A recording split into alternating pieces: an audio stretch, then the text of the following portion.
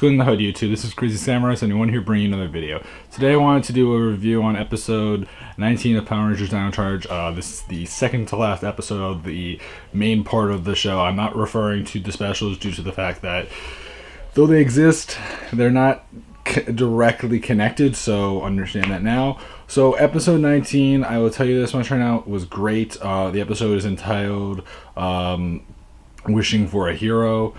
And it's a pretty interesting episode. It's meant to set up for something, and it does a good job at having some interesting scenes and some cool original content, and that's one thing that this season as a whole has done well. So really great, and let's get started with the review. I know I'm a little bit late to review this. I know I would have been nice if I actually had reviewed it last Saturday, but unfortunately couldn't do it. So let's go into the review. So the episode starts off with us seeing the Rangers setting up these fake scenes where we have Kendall, or Miss Morgan walking down a street, and the Rangers dressed in construction outfits, and a crane being released, and resulting in the crane barreling into Kendall and smashing into her. And so the idea is that they're trying to find someone to rescue her and show that they are a hero and deserve to be a Ranger, and show that they actually are worth being a Ranger.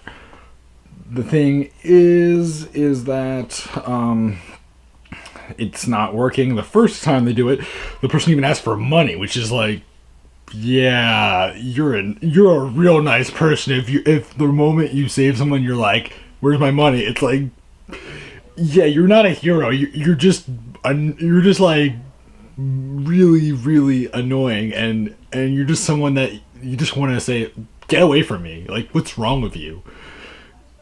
So obviously things don't work out. They try it several times with many different people. Sometimes no one even shows up, because that does happen.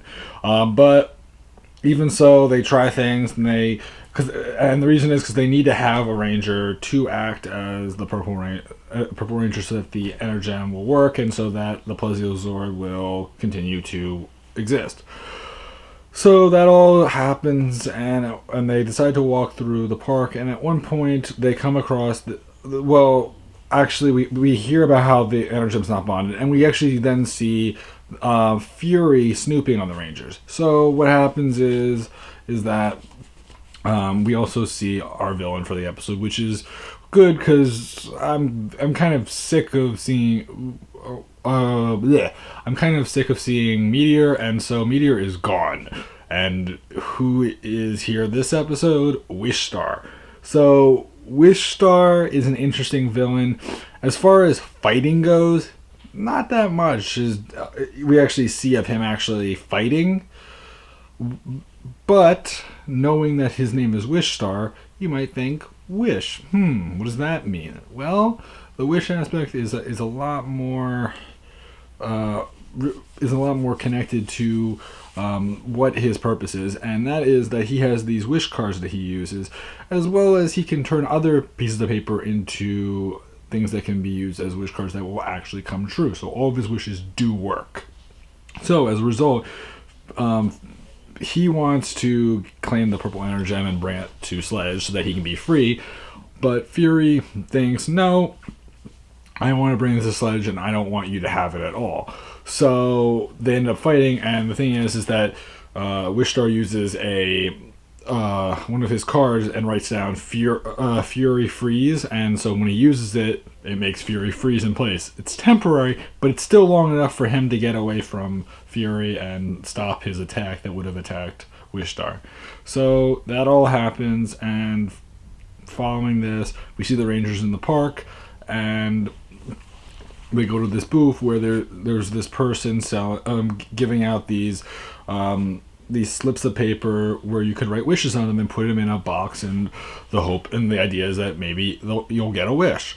So most of the Rangers think this is not going to work at all. Don't even bother.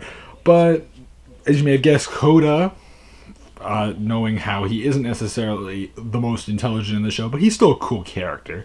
Does make a wish. Chase is the next to make a wish. And if you're wondering what their wishes are, well, we find out instantly that Koda's wish was for this special Hawaiian burger, which he eats and is happy that he made his wish. The thing is that prior to this, Wishstar makes an appearance, and he actually casts a spell on them that makes it so that any of the wish cards that are used by this person that's giving these cards out, all the wishes will come true, but they will result in that they will end up being bad in the future. So in other words, they may start off good, but the end result will be bad or nightmarish. So as a result, he eats the burger. Now, at first, as I am saying, everything's good. I will tell you guys very soon exactly what the negative result is, because it becomes very apparent. Chase, on the other hand, wishes for a pretty girl that really likes him and likes skateboarding and all that other stuff, and he comes across one, and the wish obviously comes true. So they go on a little bit of a date in the skate park, and they talk to each other, and she's apparently attracted to an Australian guy, and it's all that stuff. And so so it seems like it's gonna be nice, it's gonna be good stuff, right? So seeing that Koda got his wish, no one really cared, because he typically gets his burger anyway, and there's never an issue typically with that. But seeing Chase get his wish, seeing that that's an actual person rather than just a food or something, and not to mention it's the food that he gets often enough, seeing that this is a person, it entices them to be interested in actually pursuing their wishes. So, not all of them, but 5 of the 6 rangers decide to write wishes. The only ranger that doesn't, and if you're curious if that means anything, that this one ranger didn't do it, it doesn't mean anything at all. Like, it's not like he has some unique thing that's going to happen to him, or he's going to have some cool battle. Nope. It's just that he doesn't make a wish, and that's because he's logical. If you haven't already guessed who that is, and you might actually remember this from, I believe it was episode 9. It's Riley. If you remember in episode 9, he was the one that's very logical. And just in general, he's been a very logical character. Someone that, is very intelligent and really interprets things in a more realistic and more ideal manner rather than jumping to conclusions. So he doesn't even think of writing a wish down. So as a result, following this, the rangers all write down their wishes and put them in, and I'm trying to actually remember what the next part was, because I actually forgot right now. Okay. Jesus, wish working. Okay. Right. So then what happens is that back up in space, we see Fury talking to Sledge, and Fury mentions to Sledge how the Rangers have not bound the Purple Energy Gem to a human yet. So as a result, they need a hero. Because of this, Sledge is like, do I have any human-like monsters that I could use? So in that time, they end up actually walking through their prison cells, and they actually have 2 hidden appearances of 2 villains from previous seasons of Power Rangers, oddly enough, in the jail cells. One of them, I believe, is from Mystic Force. I forget her name, like Vampira. I believe it was Vampiria. I believe she's from Mystic Force. And it was either Mystic Force or Operation Overdrive. I'm forgetting which one. It's one or the other. And the other villain that you actually see in the jail cell is Beevil from Ninja Storm. So that's actually pretty cool to see those 2 cameo references, and you actually clearly see them. Like, it's not like they're faded out or something. No, you can make them out perfectly. And Beevil you only see for a short amount of time, but if you watch the video online, you can pause it. But Vampiria, she's actually on camera for a pretty good amount of time, so you definitely will see Vampiria. So it's pretty cool to see that. On the other hand, so then what happens is that they're talking, and they mention how they're going to release Heckle. Now you may be wondering, who is Heckle? Well, Heckle is this monster that's been known for doing all sorts of terrible things, destroying several planets and universes, and is beyond the beyond feared. All the prisoners, when they hear that Sledge is going to release Heckle, all of them freak out.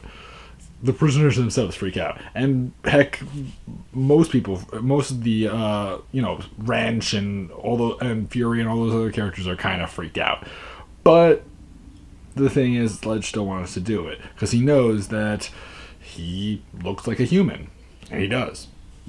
Now, once he's released, though, he actually destroys some of the guards, and he says, "I will help you with getting the purple energem if you agree to let me rule with you over the universe." At first, Sledge is completely resistant, but then instantly he is able to snap and cause all the jail cells to open up. Luckily, there are still some guards as well as Fury that stop the monsters from getting out all the way. So it's threatening for sure, but it's not the end of the world. So he agrees to it, and so then we see the Rangers back on Earth, where we get to see what the result of their wishes are. So what happens is that we hear Tyler, who is asking around to the Rangers, do they want to go to the park and go on a picnic? Kendall is obviously busy trying to find a Purple Ranger. Riley wants to join her. Meanwhile, we find out that Koda's burger is causing his stomach to act up real badly. He's in serious pain. So, obviously, not the most ideal person to go on a picnic with. So he chooses not to. Chase, on the other hand, has a girl that he has to get to, which he's not even there to vouch for it, because Ivan actually is working his shift at the museum cafe while he's out with the girl. At this moment, though, we don't know what the result of his date is, but you might be able to guess. So far we know one bad result. And so all that leaves, obviously, is Shelby. And Shelby agrees to it. So Shelby and Tyler actually go on a picnic together, which Shelby, apparently, that was her wish, to go on what she actually wished for, a date with Tyler. But, she kind of tries to keep it on the down low, not really say that, it's pretty clear that they kind of have a thing for each other. And it's good that they actually match that with the Sentai, though. It's not, though in the Sentai, it's really not super clear until the very end. You get a sense that maybe they have a thing for each other in the Sentai, but you don't really know until the very end, where it's super obvious and where they show that they actually like each other a lot. So as far as things go, the two Rangers go on a picnic together. They're having fun. Everything's going well until eventually they start making these giant bubbles, and Shelby's having fun, but the bubble bursts in her face, and then she gets soap in her eyes, and then Tyler tries to clean out her eyes with some water, and he ends up splurting out the water, and then they're like, okay, well then let's have some food. And when they have the food, there's ants everywhere. There's ants on their food. There's ants on their legs and their arms and everything, so they're not having fun. And clearly this wish is not going super well. Tyler, following this, sees what he believes to be his father on a bench, and he sees him running away. At that point, Tyler immediately gets excited and wants to go see his father, of course, because if you haven't already guessed, that's his wish. Yes, that is his wish.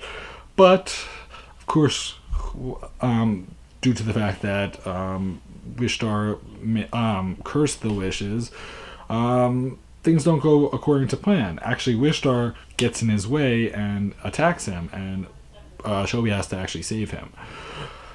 Meanwhile, his father gets away, so unfortunately he wasn't able to actually talk to him, but he was able to see him. So far we've got 3 wishes that have not gone super well. And so at that point, things aren't going according to plan, and so the Rangers are realizing that maybe the wishes that they've been making are intended to start off well, but not end well. So they become curious. So then back at the base.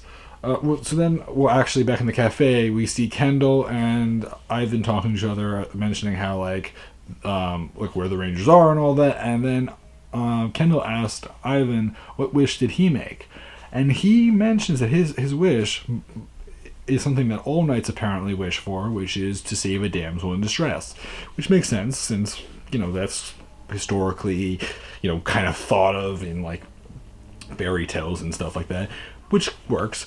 And he actually does save a girl. Problem is, a few seconds after saving her, he starts to feel pain in his back. And you may think maybe they have like an attraction thing going on, but like he instead decides to actually say, "Oh, go do some dishes for me," and she agrees to it. But in the meantime, he has back injuries, so his wish doesn't go over super well. So then at that point, the Rangers go into their base. Ivan complains about his back pain. Koda's still in pain. Tyler and Joby come in, and their wishes don't work. And if you're wondering what happened to Chase, well, Chase does appear, and Chase had his heart broken by the girl, as well as his skateboard, sadly. So he's not very happy. And in fact, 5 out of 6 of the Rangers aren't happy. Obviously, Riley doesn't make a wish. Kendall, though, seeing how everyone else has made wishes, and to her knowledge has no proof that the wishes haven't gone badly, because she actually wasn't informed about the problems until everyone came together, and she actually had decided, based on what knowledge she did have, that she should make a wish for the Purple Ranger. And so she does, and she actually puts it in, but the Rangers try to stop her. Sadly, they don't get close enough that she hears them, and so she puts the slip in, and she walks into the road, and a car almost hits her. But who saves her? Heckle.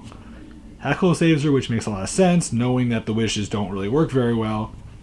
It makes clear sense that he would be the one to save her. So at that point, she's like, "I got my wish. Would you mind?" And then she's like, "Would you mind holding this?" She says it to him. But the thing is that before he's able to actually grab it, Wishstar attacks. No, yeah, it was Wishstar. Yeah, Wishstar does some damage, and the Rangers end up having to fight Wishstar in a battle. They actually do some interesting things with the Dino steel, where they have 2 different, or they do 3 different big weapons. They have the T-Rex chopper, which is Tyler's and Chase's combination of weapons, and then they have Shelby, Shelby, Koda, and Riley combine their weapons to create the triple spiker, and they use those 2 weapons against Wishstar, and then following this, Tyler uses the Dino Spike to destroy Wishstar in his normal form. After that, what happens is that the Magna Beam is used, and we see Wishstar get big. If you're wondering what happened to the Energem actually was picked up by Fury, because originally Wishstar grabs it, but then Fury uses his own wish to make Wishstar explode, and then he gets the Energem. So if you're curious what happened to the Energem, Fury got it. So in the meantime, the Rangers have to fight Wishstar, of course.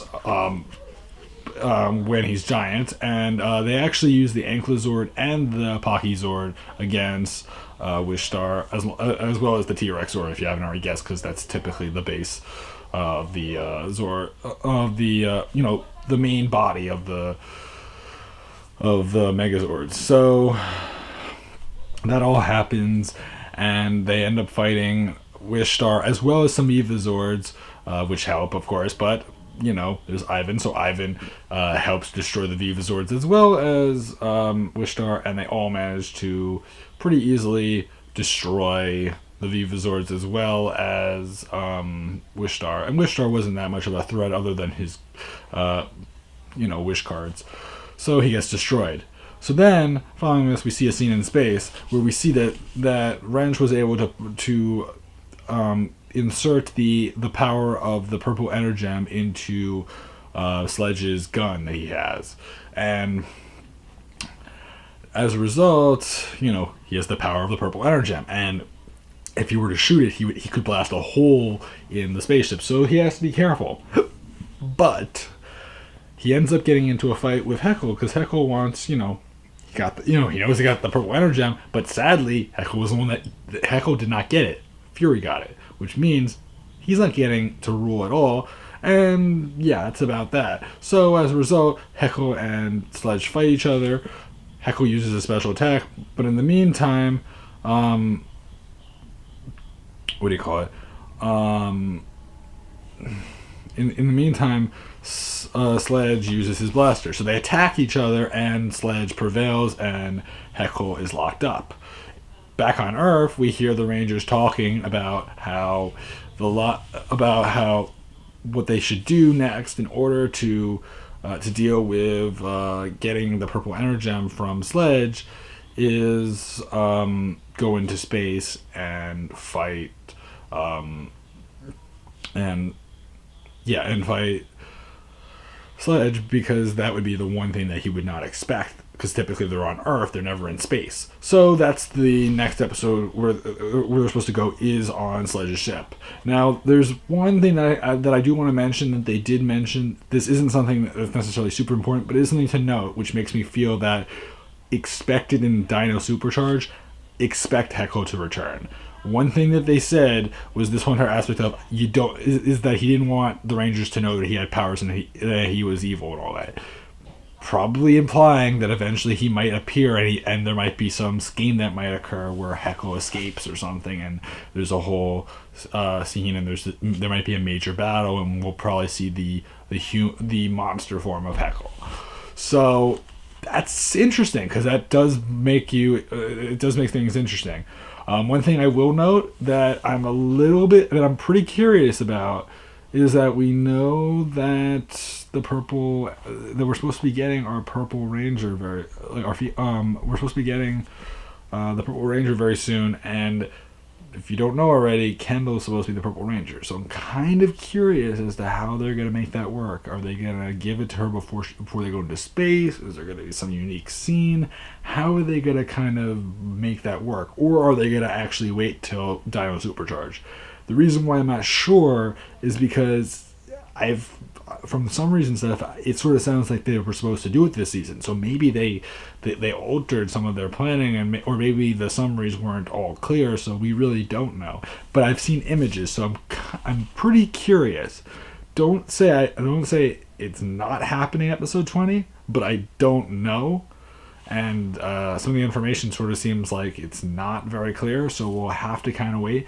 But I'm definitely looking forward to it, and I'm glad that they kind of had this episode where it's supposed to be almost like a two-parter, but the first part seemed, everything up until the very ending seemed, like a standard episode, but like the ending alone, it has that feel of a to be continued rather than a continuous story. So I'm excited, and this is a long episode, but expect to see episode 20 when it comes out in 2 weeks, not this weekend that I'm probably posting this around, but the following week it should be out, and I will definitely have it when it comes out, and I am more than excited to finally watch the final episode of Dino Charge, and I'm looking forward to Dino Supercharge, and also expect probably the day after episode 20 comes out a whole entire